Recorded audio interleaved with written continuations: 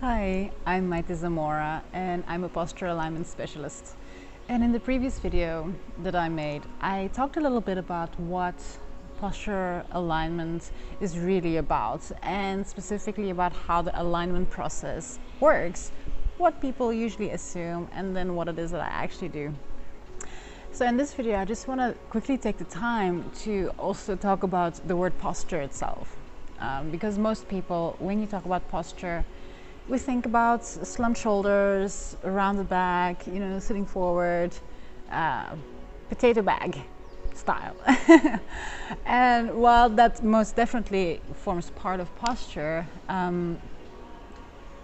when I talk about posture, I'm actually referring to your entire physical body's alignment, the way you stack up from your feet, from your toes, all the way to your head. Because normally speaking, the way your body is actually meant to work is having all your load joints, and your load joints are your ankles, your knees, your hips, and your shoulders. They're all meant to be stacked right on top of each other. So if you look at the body in a profile, in the side view, your ankles, your knees, your hips, and your shoulders are all supposed to create one vertical line, that starts on the floor and goes straight up. Most people's bodies do not look like that. And secondly, all those load joints are supposed to create a horizontal line. So your shoulders are meant to be level. If you draw a line between your hip bones, that's supposed to be level. If you draw a line between your knees, that's supposed to be level, and between your ankles too. Most people do not have level load joints. Usually you'll see one shoulder being forward to the other, or one hip being higher than the other. Now, if you consider yourself to have one leg that's longer than the other, most likely it's not that your actual bones differ in length. Most likely it's that your joint position is different on your right side of your body and the left side of your body, which creates a different length in the leg. But it's not that you actually have one leg that's longer than the other. It's more about your joint alignment as well as your muscle length and tension. And that's also one of the things we do in posture alignment, is we balance the body so that the right side of the body and the left side of the body do the same thing and function in the same way. So we work on creating balance in the body left to right, and then we also work on creating balance from front to back. Usually the front of the body, most muscles on the front of the body is in charge of flexing, so pulling together and making us bend, whereas the back of the body is in charge of extension. And now we tend to make the mistake of assuming that if there's a problem at the front, then we work on the front.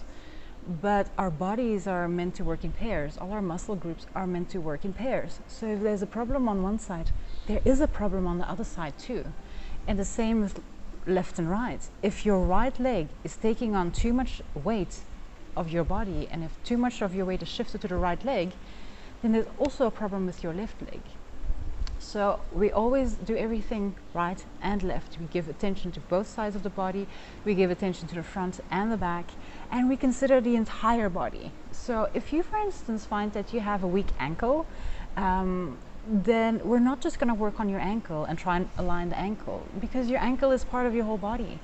And it's very possible and even likely that an issue in one part of your body does not originate there. It's a consequence. It's an outcome of a process of compensations over time.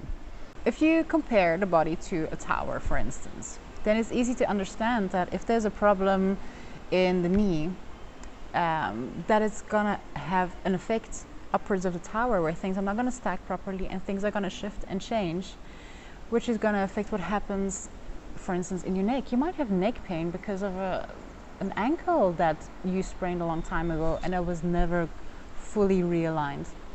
At the same time, your ankle might hurt because you have shoulders that aren't sitting in the correct position.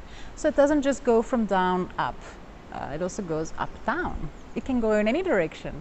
And that's why it's so important to work with the entire body. It doesn't matter who I see, it doesn't matter what a person's limitations are, or if they have pain somewhere.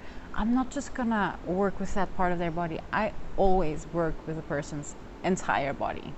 And it can be a bit disconcerting at first, you know, because we're so used to focusing on the side of the problem, on the side of the pain, and we believe that if there's a pain somewhere or there's an issue somewhere, that's also the origin or the cause of the issue, that it must be there. When most of the time what we see with posture alignment is that this is not the case at all. So we have to really adopt a more holistic approach to the entire body and be okay with working on your hips for a while to be able to correct a shoulder problem, for instance. So yeah, this is also part of what makes posture alignment so intriguing because it defies the way we tend to look at things and the logic we tend to impose on our bodies and the healing process. But it also makes it so that it is a very effective method of realignment, of renewal, of, you know, rediscovering our body's ability to heal and, you know, find its vitality again and its love for movement and just being active and making the most out of life, whatever that means for you. All right, I'll leave it to here for this video. It's actually got a bit longer than I intended, but you know, it's cool to open up the different lines and just get to know what posture alignment is about in different perspectives. So thank you if you've made it this far, and I hope to see you in the next one. Bye.